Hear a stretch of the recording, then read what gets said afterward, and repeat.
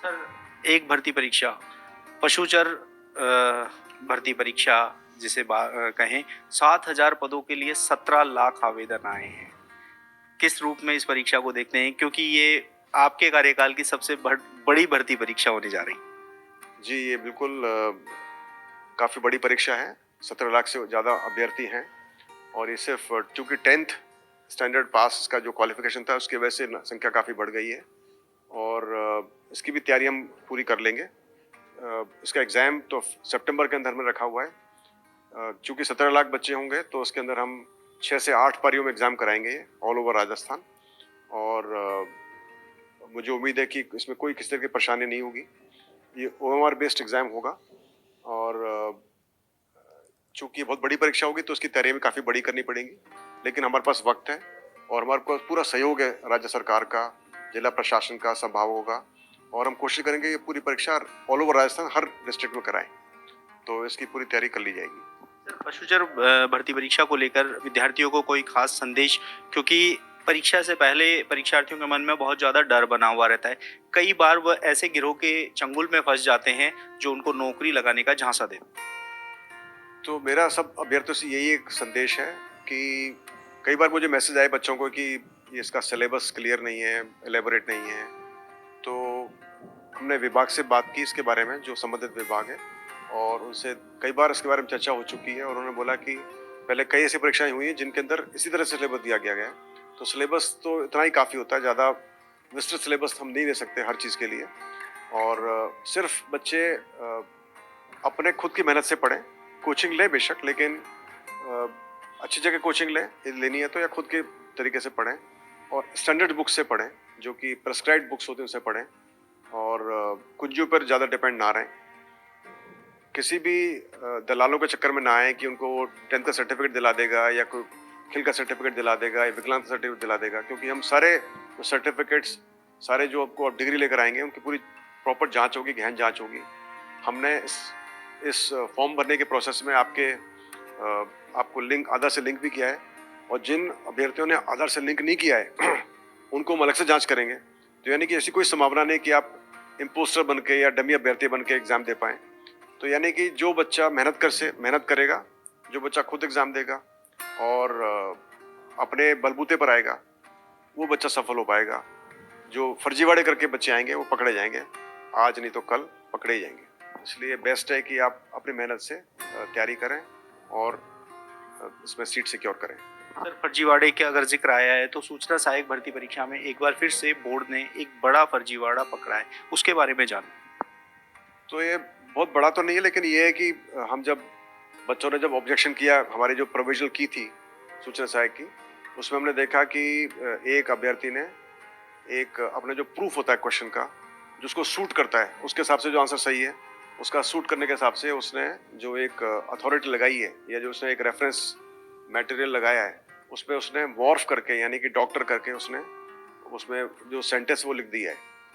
और उसके बाद फिर उसको मैंने ट्वीट भी किया, मैंने बताया भी कि जो ओरिजिनल डॉक्यूमेंट क्या है और जो डॉक्टर डॉक्यूमेंट क्या है, तो वो बच्चा उसमें पकड़ा गया और उसके हम खिलाफ कार्रवाई भी करेंगे। तो मेरी आप सबसे ये उम्मीद है अभ्यर्थियों से कि इन चक्करों में ना पड़ें, फर्जीवाड़े में ना पड़ें, कोई आपको बहलाने फुसलाने की कोशिश करा उसमें ना पड़ें, दलालों के चक्कर में ना आए और जब आप क्वेश्चन को आपको लगता है गलत है तो गलत है और सही है तो सही है, उसको ठीक करने की, झूठे एविडेंस से ठीक करने की कोशिश ना करें, आपको जो नुकसान होगा इसके ऊपर। पिछले 4 महीनों से एक ही सवाल लगातार हम पूछ रहे हैं, वो है लेवल 1 का। देखिए, लगभग 4,000 स्टूडेंट ऐसे हैं जिनका मामला अभी कोर्ट में चल रहा है, सुनवाई होनी है। लगभग 1800 स्टूडेंट वो हैं जो कतार में हैं, जिनका वेटिंग जारी होना है। इन दोनों ही वर्ग को क्या राहत कब तक मिलने की संभावना? तो इसमें कोई 22 क्वेश्चन जिनके ऊपर रिव्यू के ऊपर कोर्ट में केस चल रहा है और जहाँ तक बोर्ड का सवाल है, करीबन 1000 से ऊपर बच्चे हैं जिनको हमने अभिशंसा करके भिजवाना है और करीबन 4000 बच्चे हैं जो कि ऑलरेडी हमारे द्वारा भेजे जा चुके हैं, जिनको नियुक्ति मिलनी है लेवल 1 के। इसमें सिर्फ परेशानी ये होती है कि जब भी कोई एक ऐसा केस होता है जो कि कोर्ट में विचाराधीन होता है, उसमें हमारा कोई कंट्रोल नहीं होता है। हम सिर्फ एक अच्छी पैरवी करा सकते हैं, डबल एज सबको लगवा सकते हैं और हमने वो पूरी कार्रवाई की हुई है। सिर्फ ये कि इसमें ये परेशानी है कि कई बार वो उसकी तारीखें बदली हुई हैं और इसमें कुछ हद तक कुछ अभ्यर्थी जिम्मेवार हैं जिन्होंने इस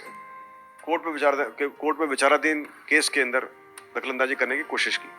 जिसकी वजह से काफ़ी डिले हुआ और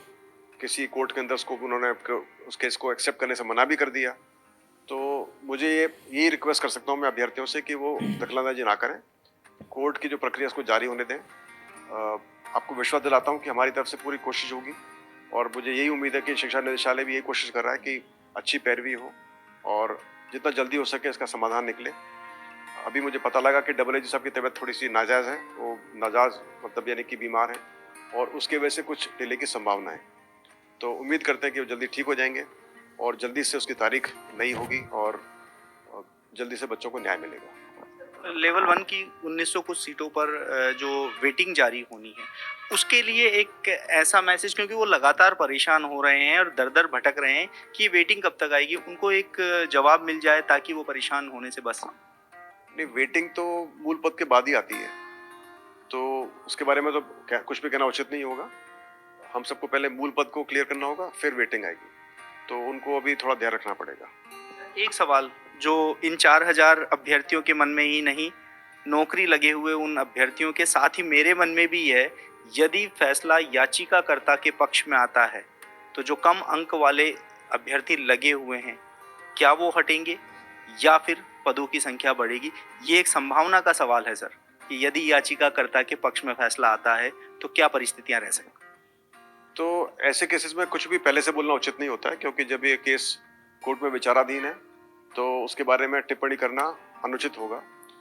लेकिन ऐसा ही एक केस है LSA का, यानी कि पशुधन सहायक का, जहाँ पर कि सुप्रीम कोर्ट ने फैसला दिया था याचिकाकर्ता के पक्ष में और उसकी वजह से हम LSA का रिजल्ट रिवाइज कर रहे हैं और इसमें चूंकि रिवाइज कर रहे हैं और कोर्ट का फैसला इस तरह का है कि कुछ बच्चों के अंक बढ़ेंगे तो वो बच्चे मेरिट में ऊपर आ जाएंगे और कुछ बच्चे जो ऑलरेडी अपॉइंटेड हैं या मेरिट में ऑलरेडी थे, उनके मार्क्स कम हो जाएंगे तो वो नीचे आ जाएंगे। लेकिन उन बच्चों का भविष्य क्या होगा, शायद ये फैसला तो सरकार को करना होगा और उनको निर्णय करना होगा कि यदि इसमें वैकेंसीज अवेलेबल हैं और उन बच्चों को एब्जॉर्ब कर सकते हैं तो ये फैसला सरकार कर सकती है। हमारी तरफ से हम अभिशंसा करके भेजेंगे पशुधन सहायक बच्चों के, जो कि नए बच्चे, जो नए अभ्यर्थी जो मेरिट में ऊपर आएंगे, लेकिन इसके बारे में ज़्यादा कहना उचित और नहीं होगा। और ऐसे कौन से नवाचार, देखिए पिछले 4-5 महीनों से नवाचारों की बाढ़ सी आई हुई है बोर्ड कार्यालय में, ऐसे और कौन से नए नवाचार जो प्रदेश के युवाओं को राहत देने जा रहे हैं? तो अभी फिलहाल मेरे पास इसके लिए कहने को कुछ भी नहीं है, सिर्फ यही है कि हम ऐसी कोशिश कर रहे हैं कि जो प्रक्रिया है वो इतनी स्ट्रांग हो जाए कि इसमें जो फर्जीवाड़े करने वाले बच्चे हैं वो नहीं आ पाएँ। तो कई चीज़ों को बिल्कुल सीक्रेट रखना पड़ता है, बताना नहीं चाहिए, तो मैं यही कोशिश करूँ कि आपको नहीं बताऊँ मैं आज इसके बारे में। बिल्कुल। तो हमारे साथ मेजर जनरल आलोक राज जी थे। देखिए लेवल 1 और लेवल 2 के जो लेवल 1 के अभ्यर्थी थे जिनका कोर्ट में केस चल रहा है, इसके साथ ही जो प्रतीक्षा सूची का इंतजार कर रहे हैं, उनके लिए आलोक राज जी ने एक मैसेज दिया है, साथ ही उनको जवाब भी दिया है कि उनको परेशान होने की जरूरत नहीं है। तो वहीं पशु परिचर भर्ती की बात की जाए तो 17 लाख अभ्यर्थियों के लिए बोर्ड ने परीक्षा को लेकर एक मास्टर प्लान बताया है। साथ ही 3 मार्च को आयोजित होने वाली 2 भर्ती परीक्षाओं को लेकर भी पूरी तरीके से बोर्ड तैयार है।